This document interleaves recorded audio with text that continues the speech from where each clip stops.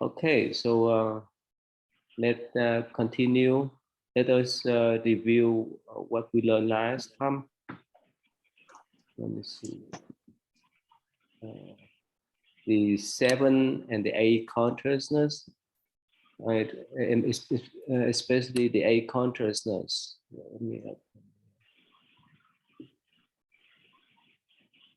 So,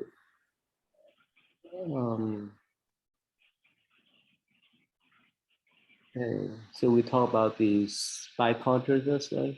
Last time, you know that. The 6 consciousness is the one that analyze, disseminate the external information, and if it like or dislike, we will send to the number 7, because number 7 is based on the attachment to the ego. It is mine.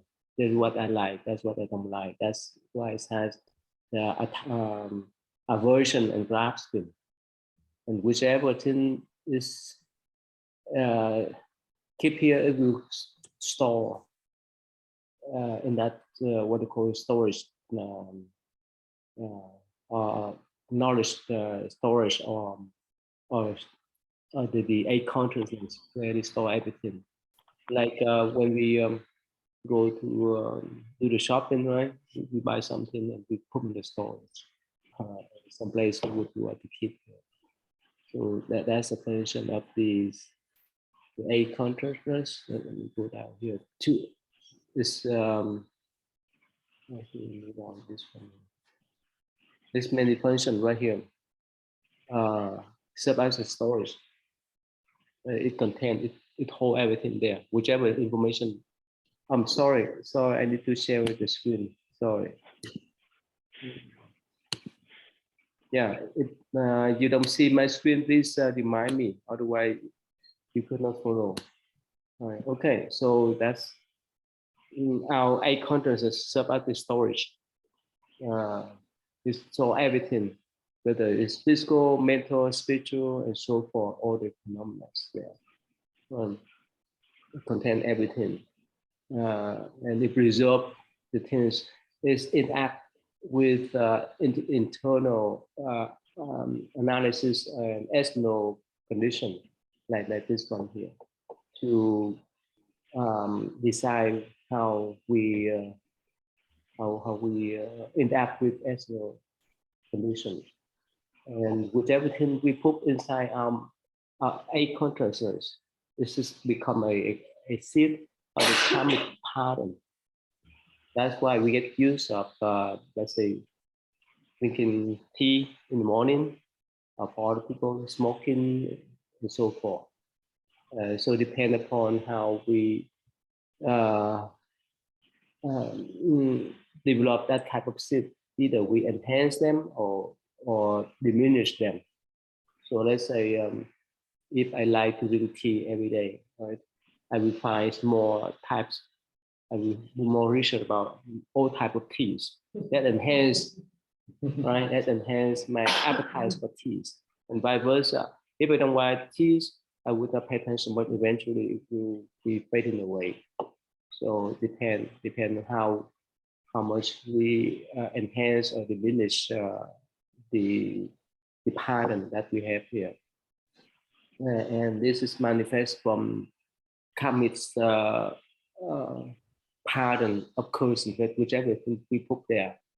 It will be manifest sooner or later in our mind, in our action, and so forth. Information always flowing and changing. It's so dynamic. It's not started with so dynamic. It change in and out. So it's always sit there, but it's like a storage. It's a storage of the 7 consciousness. So we just want to review. And the next one I want to talk today is sorry.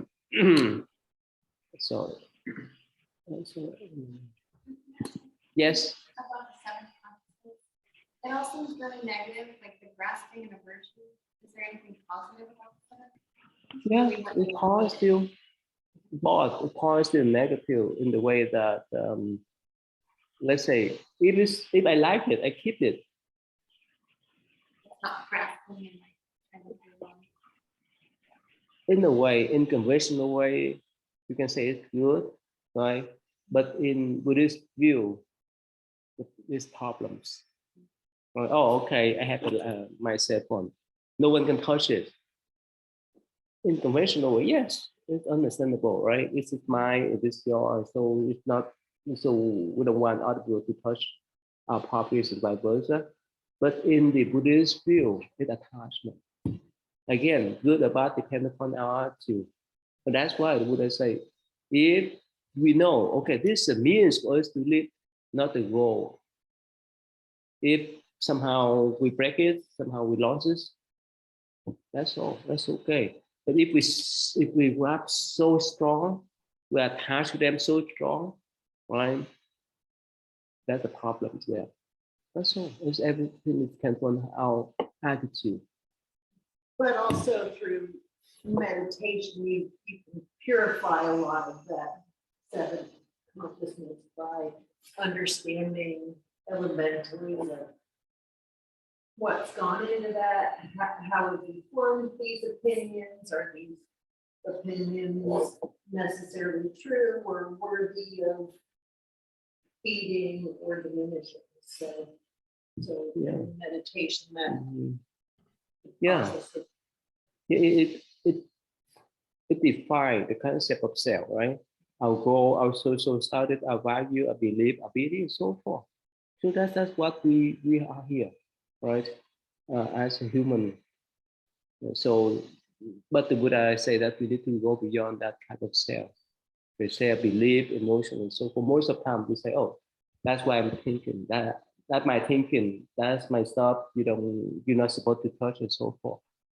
Yes, it's understandable, but in Buddhist view, it's problematic. So it depends how we interact. So the Buddha remind us that okay, as once we know them, like okay, this is a chair, this is a table, it's a mean for us to live. If somehow it's break, that's okay, we accept that. For our car, it's okay. If it's too old to drive and so forth. Even when we're sick, we would accept that. Our family members, whoever, this is reduce a lot of stresses, anxiety, if we understand that view. Otherwise, there's all kind of stresses, all kind of problems. If we don't get bonus at the end of the year or so forth, we may frustrate and we may yell and so forth. So again, that's the whole idea of the self. But this, so William is understandable, right? Yes. You want to say anything about the connection between 7 and 8 before we move on? I don't think I have anything to add. Yeah. Okay. Becca, you follow, right, Becca? Yes, I'm following so far. Joy, have any question? Anything about this 7 and 8 consciousness? You'd have to start completely over if I started asking questions right now. I'm just trying. I'm probably going to be the mouse in the corner. Ignore me. I'm trying. It's hard to hear and hard to see, but I want to be here. So I'm. All right. Yeah. How about Tammy? You follow, right? Tammy, that's understandable. Yes, I'm following. I don't have any questions right now. Yeah. And Stephen? Yes, I understand. Yeah, thank you, Joy. Let's go over one more time, okay? Because it's so important that if we understand this is our Buddhist psychology. So the first thing, the first five, our eyesight, our ear hearing, and so forth. So they relate to our physical body, right? You recognize us? So like when we see the sign, right, we send information to sixth consciousness. That sixth consciousness will analyze, okay, this beautiful flower, or this is ugly and so forth, right? And it will send information to number 7. If it's so attractive. The flower is so attractive, you send to number 7. That number 7 say, oh, okay, that's so beautiful. I keep this. That means it's all in number 8. Makes sense, right? And if the information is so strange as somehow number 6 has some kind of bias, I don't like it. Even number 7 still mention, okay, that's the thing I don't like. I store that so that I can remember next time I stay away from that. You understand now? But important for number 7, number 8 is that whichever thing we put there is still there. If we nourish them, it will grow. If we don't nourish them, it will diminish. It makes sense? You follow? Like I talk about the tea, right? If we like tea, we set up our own type of teas that enhance, right, our appetite for the teas. If we don't pay attention much about tea, eventually the tea information will be taken away. Or like a student, they go to school, they sit down to study for the test. They really focus on the test, right? And yes, they will remember to do the test, to use those type of information while they're working on the test. And after that, they don't pay attention, and those information may be fading away. So that's why in my teaching philosophy that I don't push students to memorize. I give them the time, I give them the space to recognize. That's why I let them to do essays instead of multiple choice. Because, you know, sometimes you need to study hard for the test. After that, forget that, right? So when they have time, when we have time to write something, it's easy for us to retain information. Then we in hurry. Then we rush ourselves. That's what the number 8 is about. So whichever information, like you told last time, right? Especially the one who has problem with alcohol, with the smoking, they get stuck there. Those information, they get stuck there. They have that type of even the chemical or the chemicals or their even their nerve system too. They get used of that type of pattern. That's why when they smoke, it will enhance their addiction.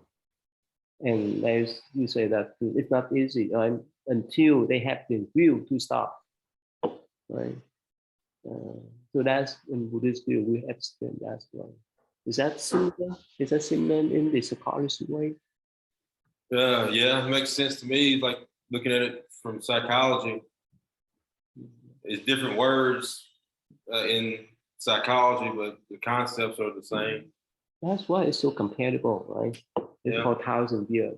Buddhist psychology is comparable with the Western one. Yeah. Okay. So Miss Joy, you follow now?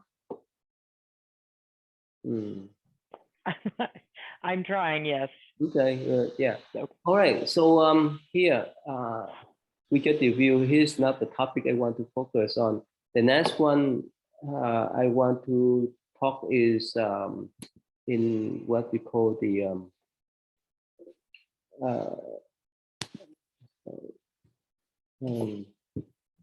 in the Falkland condition. I think it's very interesting. And since we don't have the translation yet, otherwise it's very interesting how beings were born inside the mother womb, right? So okay, let's see here. Let me open the file here. So it takes time. I forgot to open this one. So the next one is in the link, right? The first one, ignorance, right? The second one is karma, because ignorance we do karma. And because karma, we have good and bad karma, it transforms from one lifetime into other in the form of consciousness.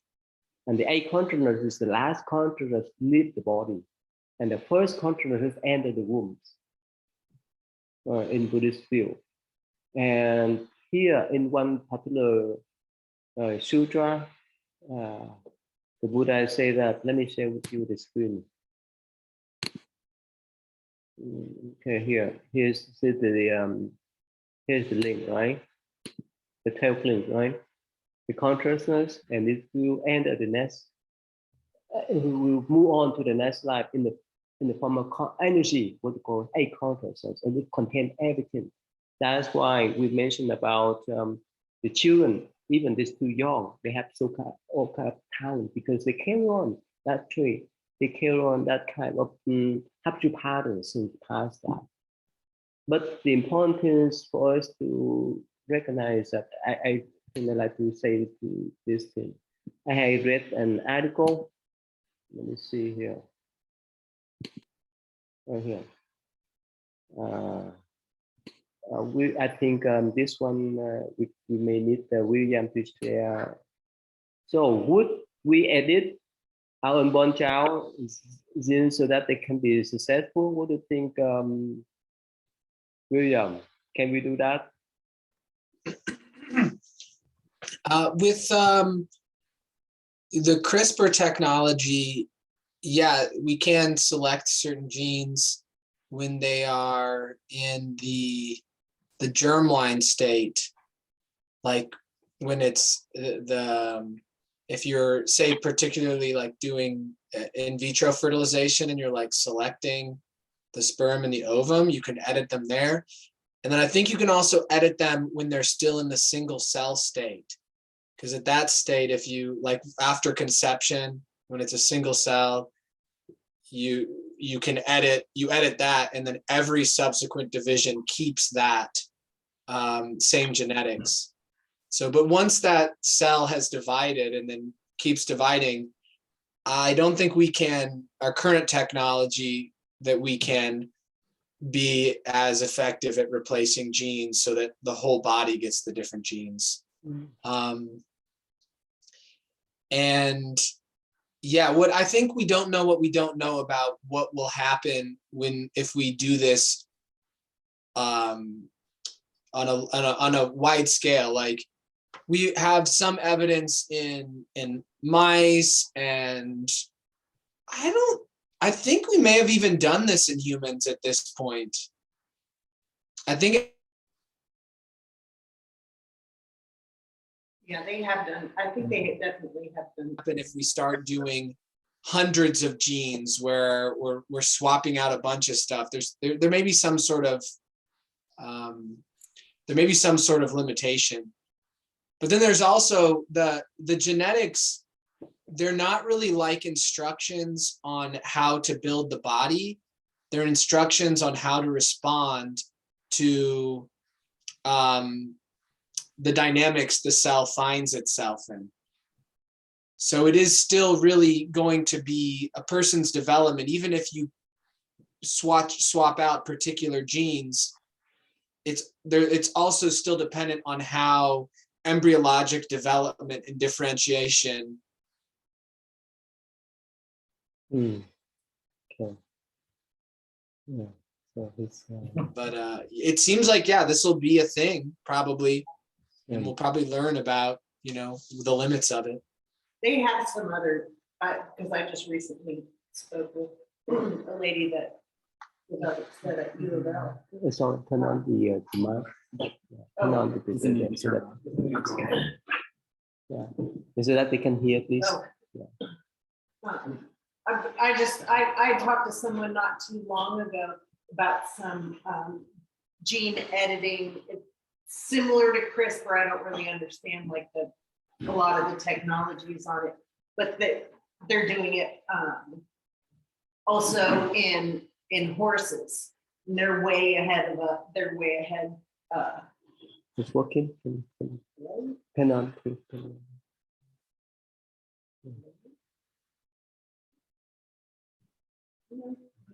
Yeah, that's good. Working. But they do have other types of gene editing systems, whatever the.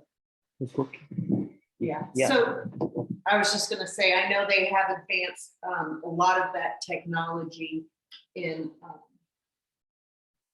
horses and other agricultural systems. I was just gonna say, but similar to CRISPR. And then I've also heard about, of course, maybe a little more nefarious tone, that there's plenty of that they're doing in China. So I just how about here in the West, they focus more on the body, right? So they can clone people, they can clone animal, right? They can clone the sheep, but up to now they have not cloned any human yet, right? That's the issue, the ethical issue, right? About the steam, right? They put the embryo in the tube, right? So what do you think about that? In ethical way? Technically, you really have to consider why are you doing it? Is it for good or is it not? Personally, I believe that it's from both a product of nature and nurture, not just a collection of molecules. But there's something that's transcend. Ethically, I would not go there. What do you think? You like to clone yourself? No, nobody wants that. No, nobody wants that. I don't know. Like I feel like kind of. Yeah, I was gonna say my children are not. We're gonna the kind of going back to what William said. Like there's a difference between genetic code and like epigenetic manifestations. Like yes, I can change the code to say something, but then how it reacts to the world around it could be completely different. So I think like we may be able to parse that out eventually with lots of John here. But from an ethics perspective, it sort of reminds me of the deaf community. And like there's a big kind of split in the deaf community between people who are born deaf who decide that, okay, I'm going to live this way. This is my culture and I'm going to learn to communicate this way. And people who are like, okay, I can have this fixed with like a cochlear implant and then sort of join the world with the hearing. And there's a big sort of moral split in that community about it. And I think this will probably be sort of a similar thing. Some people will see it as a perfectly fine thing. I don't think I would do it. But I can see where some people would. I think it's okay. Has anybody else seen the team of polo horses? It's a pretty well-known polo player from, I want to say Argentina maybe, and he had one of the fanciest polo ponies in the world, and so that mare has been cloned so many times. So his entire string that he competes, they're all cloned from the same mare. They are not all the exact same horse, nor do they look all exactly the same. There's still variation. So it's more like identical twins. You still have these variations that express, even though the genetic material is exactly the same. So Tammy, would you mind to clone yourself?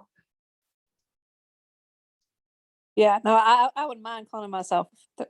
I don't want any part of any of this. I think you should just leave things how they are. Now, as far as like in vitro fertilization and stuff like that, I'm all for that. But that's got ethical issues too, because even people that go, it's not really cloning, but people that go that route, they sometimes end up with even extra embryos and stuff. So even there, you have some kind of moral, what's your moral obligation? What are you going to do with the embryos that you don't use? So there's lots of questions that you really got to think about before you do anything like that. What do you think? I find this very terrifying. Yeah. I'm terrified. This makes me feel like eugenics, and like it's a very slippery slope. Like on the best case scenario, you have a baby or an embryo that's not growing limbs, and you could give that baby limbs. But yeah, the ramifications regulations can be terrifying, like who's regulating anything, who's watching over anything. And even, you know, thinking of getting rid of dyslexia, maybe you can find a gene that makes a child dyslexic where they can't read. Well, that affects other things too, because I have students that are dyslexic, but the way they can obtain information from just listening and can regurgitate an entire story that I've told and answered questions, that's far complex than a student who's read the story. So like they have skills that are different. And if you alter that gene, like what happens? Like it's scary. Yeah. Yeah, I was listening to a podcast that had some stem cell researchers and Tony Robbins, but there was a legitimate talk on stem cells. And they found a way to go into the genes and treat people with soldiers with PTSD and go in there and it doesn't knock out your autonomic nervous system. It doesn't like wipe out your memories, but it will like just cure that part of the traumatic experience. So I'm all for that. When it comes to cloning people, that's a whole different world. I know that Sophia, which is an artificially intelligent robot, she just got her citizenship. So that's cool. She's the first citizen. Yeah. So but then you get into like, does she have consciousness? Is she aware of the surroundings? So I haven't answered. Remember, was it last week when you asked what is consciousness? Mhm. Was that was your question last week? What's around? He asked last week, what is consciousness? And something I've been thinking about, and then, you know, I've studied a lot of things. Consciousness is an energy that seems to be aware of itself. Okay. So Becca, what do you think about the cloning yourself? So I am not a science person at all. I don't know a lot about it, but from what I've heard about, or from what I've watched in documentaries and such, it sounds very villainous. And so I don't think I would want any part of it either. Okay. Joy, what do you think? Well, I don't want to be cloned. And I wanted to say something about this what's on the screen, and not so much about cloning. To alter an unborn child's genes so that they are successful, for me, that raises several questions. One being, first of all, what is success? And then also, if the parents say that they have these genes to be successful, are the parents going to is this going to be a pressure thing? I think it's environmental more than genetic. So, but no, I don't want to be cloned. What do you think? Yeah.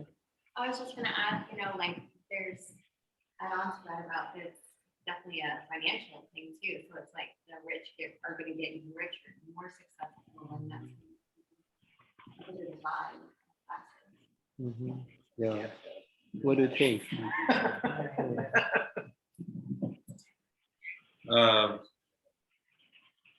Just like everybody else is talking about, I just don't see how. I mean, but with the gene editing, like if it's something real simple, like a real simple physical thing that causes a whole lot of suffering for somebody, you can go in and use that technology to edit the genes and it's not there anymore. That's fine, but like trying to edit genes to make somebody more successful, I don't like it. With cloning, let's say I clone myself, the clone would not be me, because who you are is created by the experiences that come into your brain and the way you interact with the world. So no two people are going to be the same, even if they have the same genes, just like identical twins. Yeah, that's the point. But yeah, I wouldn't want to clone myself. But Okay. I don't know. I just don't see the point of it. And Stephen, what do you think? Cloning yourself, what do you think? Before I took this class, just learning about genetics and it was briefly touched earlier about all the stem cell research. At first, I thought it was a pretty good idea, especially with trying to help, fix all the illness and diseases that human beings we face. But going back now, everything is just based on what we know cognitively, and then of course how we act upon it. So almost everything so far, all the hardship, all the misery is we are basically doing it to ourselves, that we're causing all this sickness, illness. So with the cloning thing now, I would say I would not agree to it because of that reason. It's just on a case-by-case basis, but overall, I would say no, I do not agree. The only way to fix all the problem issue we have right nowadays is just pretty much how we think and act. All the ego, my, everything is mine, and all the obsession, which leads to greed and all that stuff. That's the thing that we need to fix. So, Mo Fakte. Thank you. Yeah, what do you think about the idea of cloning yourself? Well, I think it would be kind of terrible to be a clone because you'd be unlike anyone else. You wouldn't have the shared experience of having a mother and a father. You would already be pre-aged. So if I clone myself, the age of that clone is my age that I clone myself from. So they wouldn't get to live the same lifespan I got to live. And I just don't know. I don't see a function for it. Any sort of wholesome good function for, because you can just bring a life for organs. Make a human just to have an organ bag to replace organs if they wear out. Like that's completely unethical. So yeah, I can't think of a usage for human clones. Yeah. Thank you. So again, the reason why I've been up this problem because in the West somehow they focus on the physical feature, not much with the mind.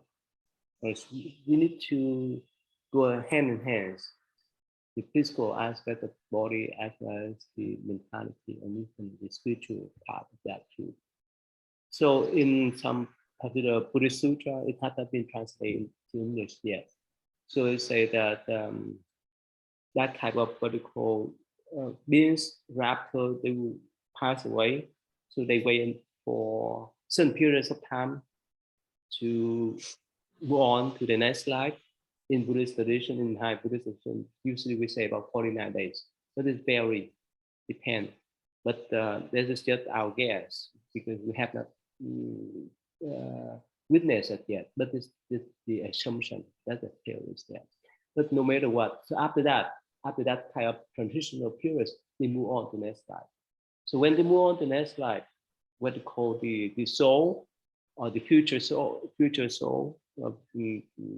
will look for the compatible parents that should be compatible with their karma, with many things. For example, let's say if we have $100,000, and if we want to buy a house of 110 or 112, we can't. That's all the money we buy. So there is the future soul, we can say it's future beings. It will look for the future parents that have the similar karma to it.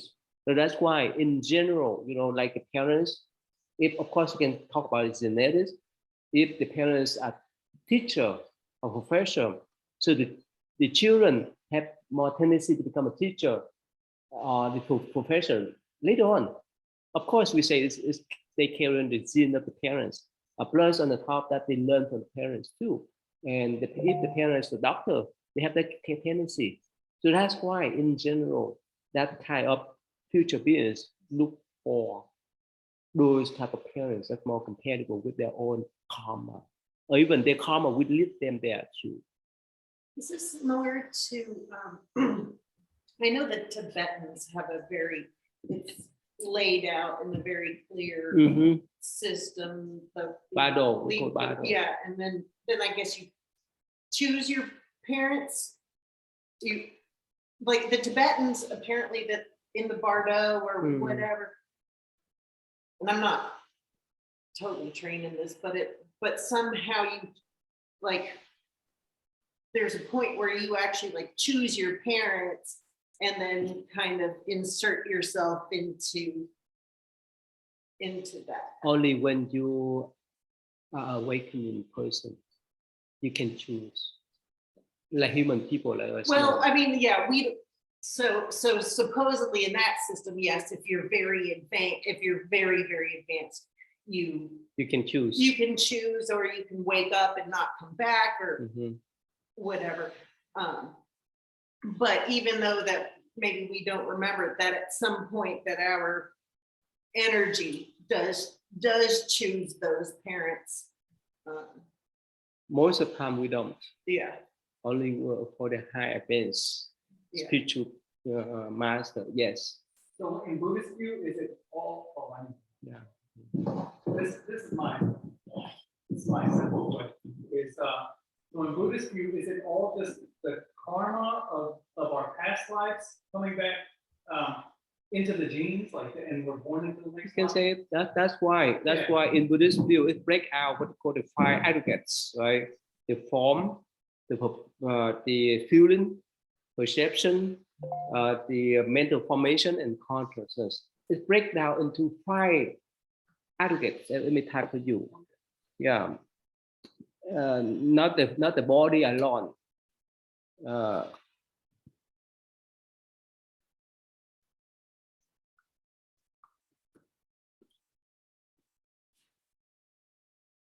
Right here.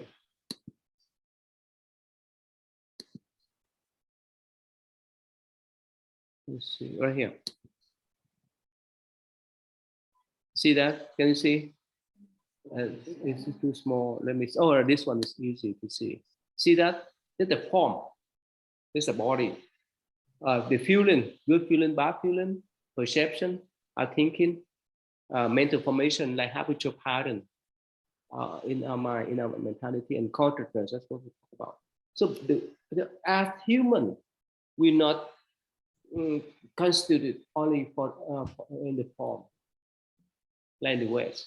So in Buddhism, this is the whole realm of feeling, thinking, mental formation, and consciousness, and so forth. You understand that? It affects to every aspect of our life in that way.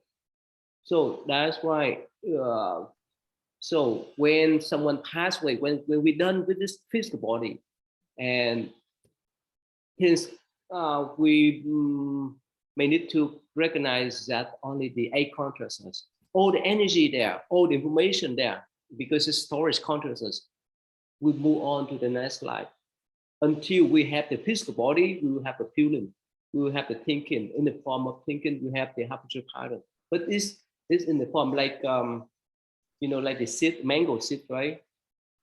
It's just one. But when we plant out, right, it grow up to a big tree, and it has many mangoes. It's in that way. Yes. Things that were drawn to those with similar karma.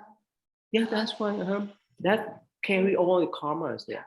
And then, like, can you find people that maybe you've known before? You can recognize them in one way and others.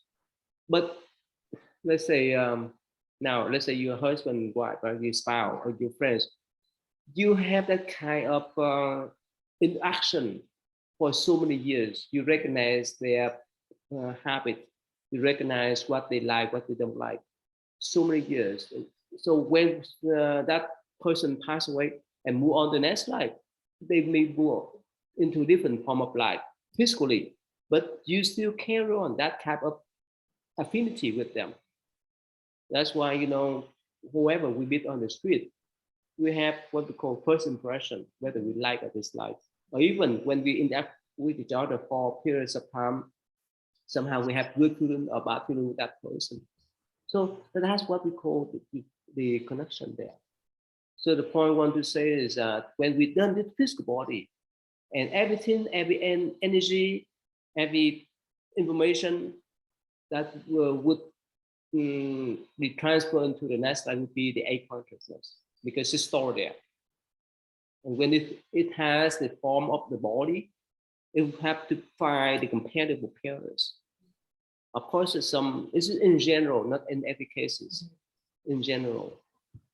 That's why in that one particular sutra, the Buddha say that kind of future beings, before ending the wombs of the mothers, either they go because the karma, or if for the highly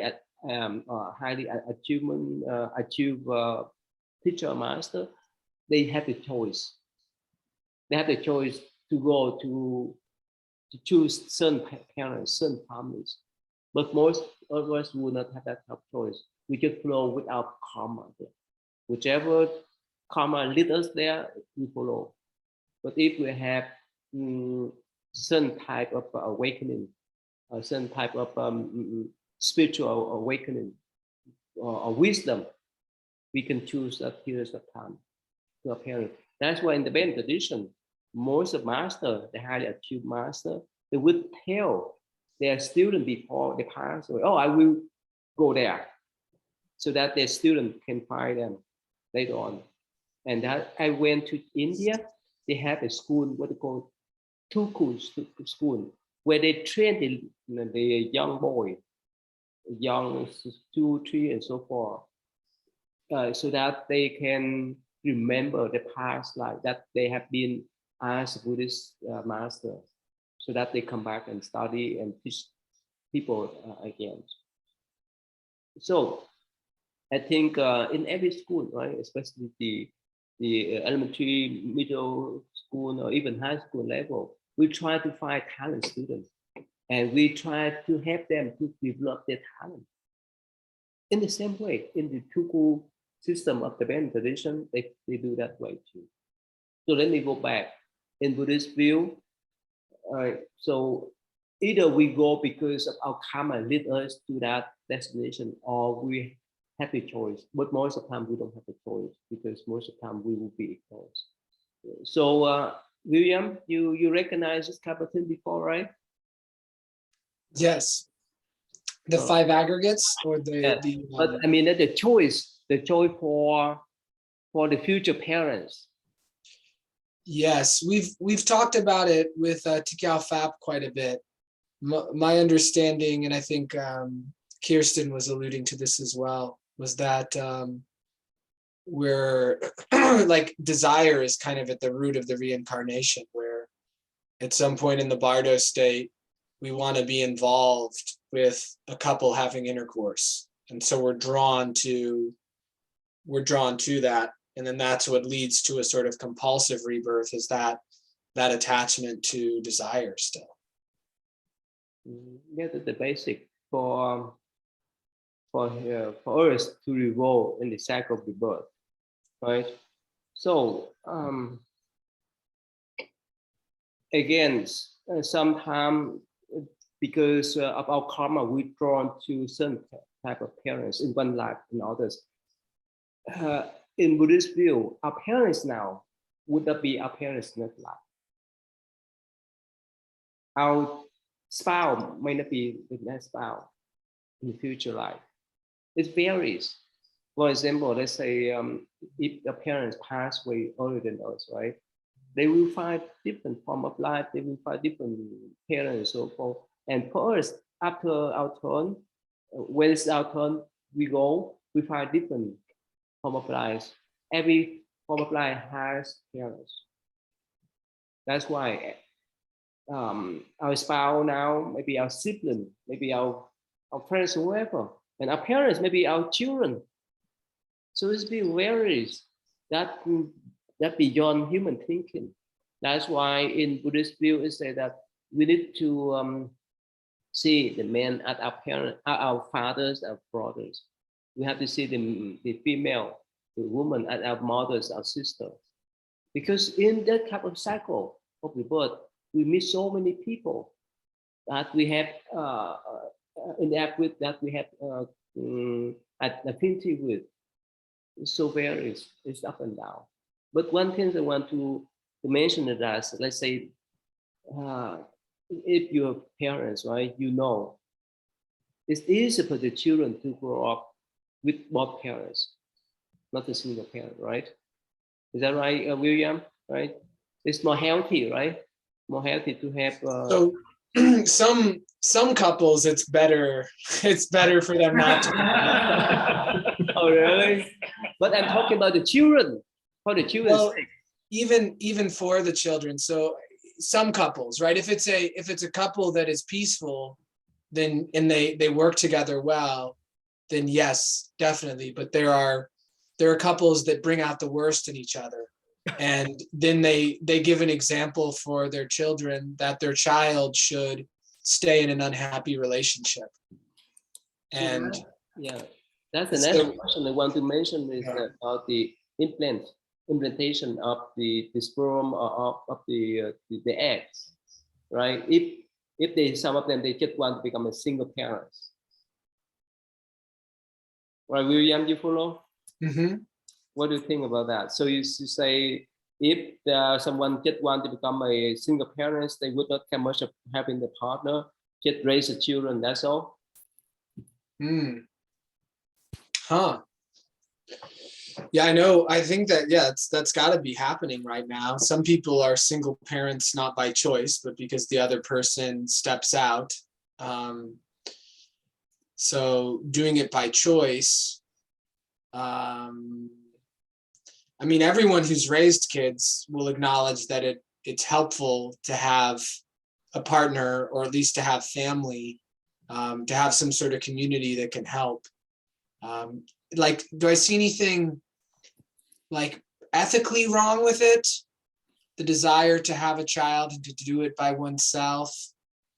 I don't think I can see anything. I mean, I guess it could be, I guess it from one viewpoint, it could be seen as selfish to not give the child the chance of having a father as well. Because if one's being intentional about it, I think, it would be nice to think from the child's viewpoint as well, as opposed to just, if it's me, just from my viewpoint, I guess it'd be hard for me to have a child without another person, around. But to think of, well, what's best for the child. And it does seem that what's best for the child is it seems better to have two parents if that's possible.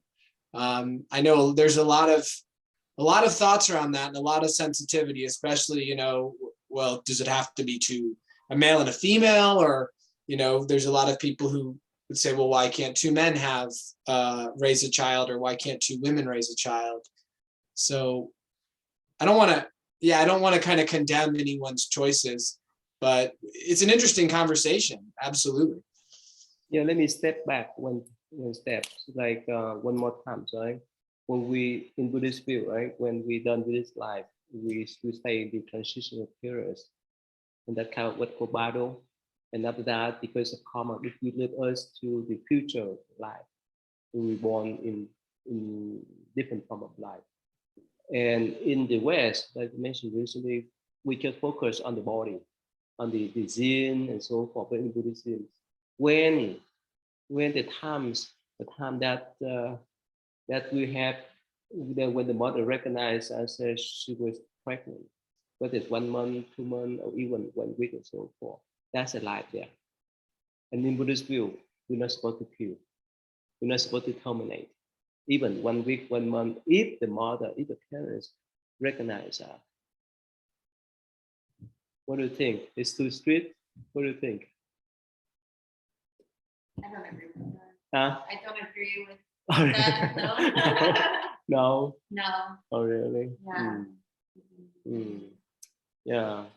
What do you think, Tammy?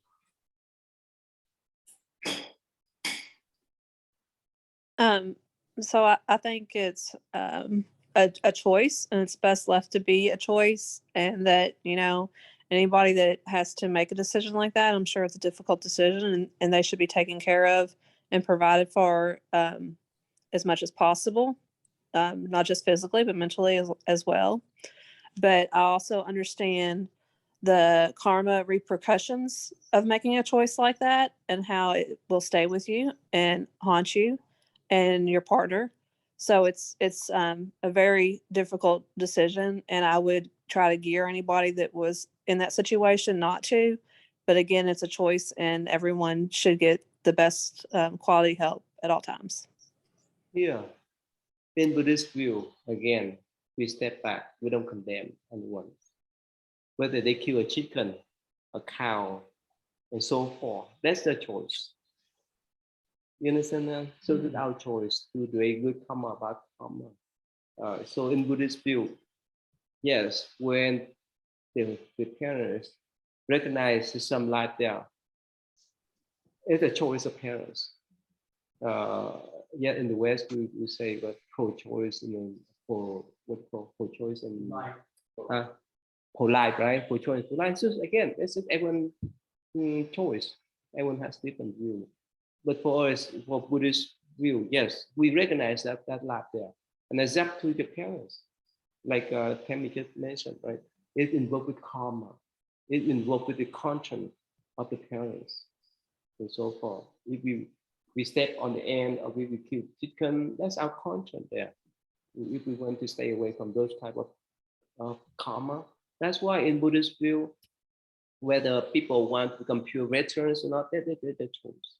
We cannot make all people to choose the way that we want to. It makes sense now, right? So, but in the view, in Buddhist view, whenever we recognize the emperor alive there, it's alive. Whether it's 1 week, 1 month, and so forth. Or so in the West, they say about they have some state, they have the rules not to abort the child for how many weeks? It's after a certain time. Yeah, about 3 months, right? Okay. Anyway, so again, that's not my topic. But my point is when that emperor, when that fetus unborn child is there, the whole life is there, including the form. That means the physical, even the cell has not been developed yet. The feeling, right? The unborn child, they have the feeling too, right? The perception, thinking too. And the mental formation or the habitual pattern carry on with this type of consciousness there. That's in Buddhist view. So go back when we talk about the how to clone. We don't want to clone ourselves, or talk about manipulate our gene and so forth, or even the twins. They have this similar gene, right? But they have different views of life.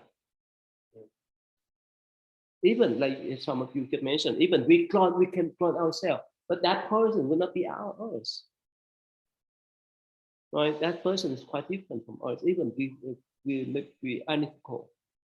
So in the view that everyone needs to be responsible for our own karma there, no matter who we are, whether we're twins, we clone ourselves, and so forth.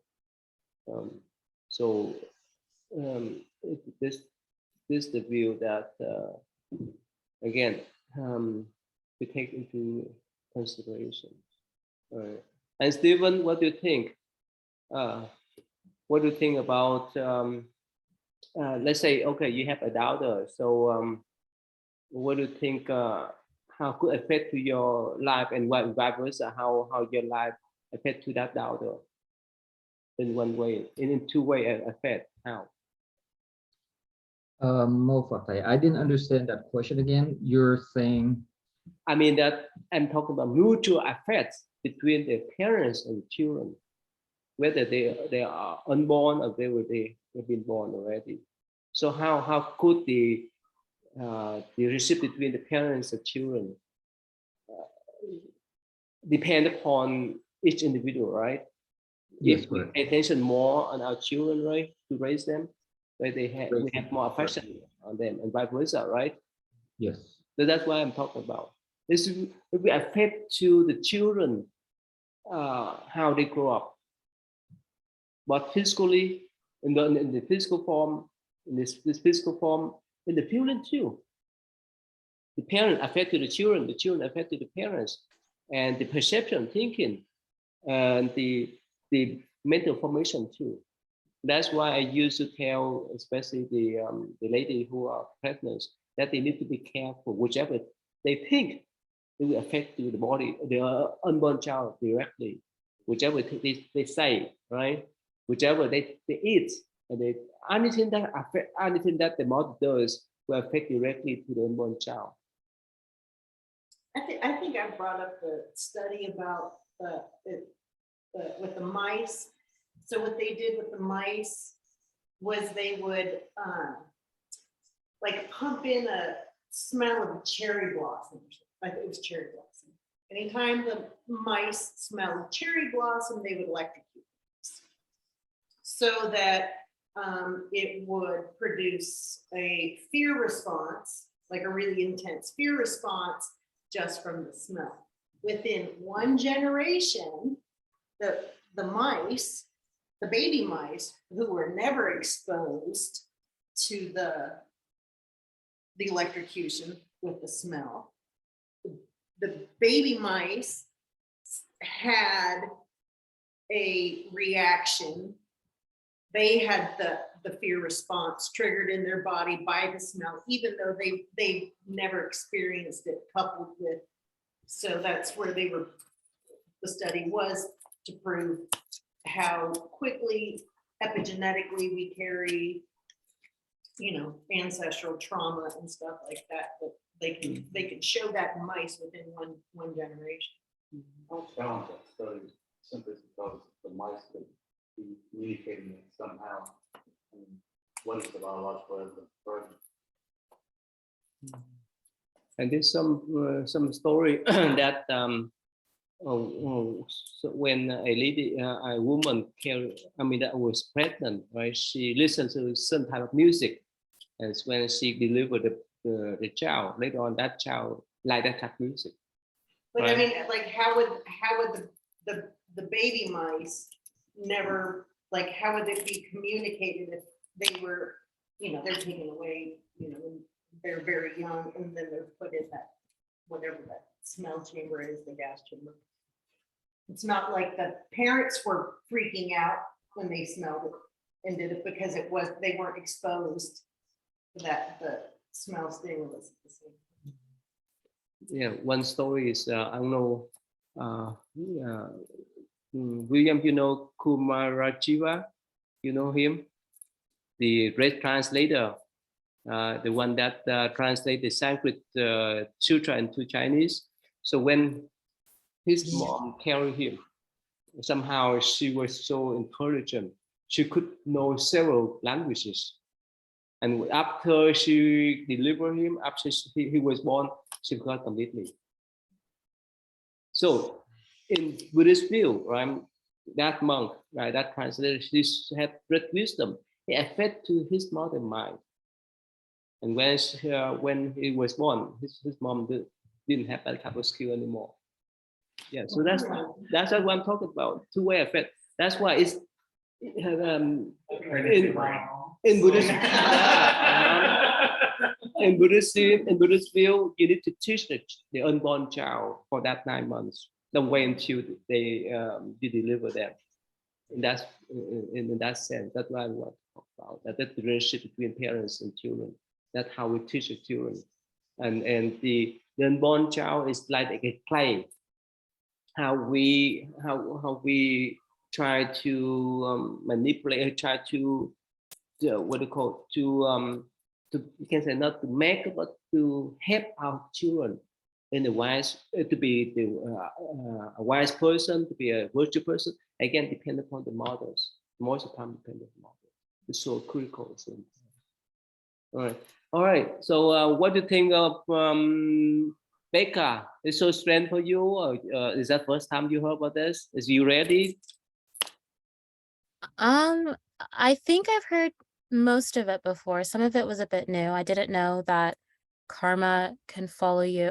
I knew it could follow you after life, but I didn't know that it would dictate what you got in your next life, if that makes sense. So that was new, but yes, it all made sense. Yeah, so there's a lot to discuss. Yeah, so again, one more thing is that the unborn child were affected by the mother directly, even the father too, and vice versa.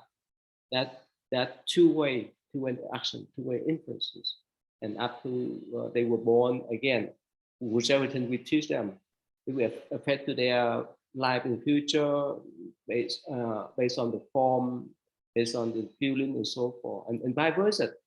They affect to us, right? In two-way effect, and one thing is that all kind of karma that we have created in the past will be carried on the next one, and uh, it may be changeable, depending on the situation, depend on how we were born in that kind of families, right? But we can change in the future, right? This is a story that a young lady, she was born in the family that both of her parents are drug dealers, are drug addicted people, but she went to Harvard because she started hard. She tried to step out of that type of cycle. You see, right? As a college, you see some people like that, right? Yeah, even if you grow up in a family with a addiction and your parents are addicts, there's like maybe a 50-50 chance that you'll become one. Mm-hmm.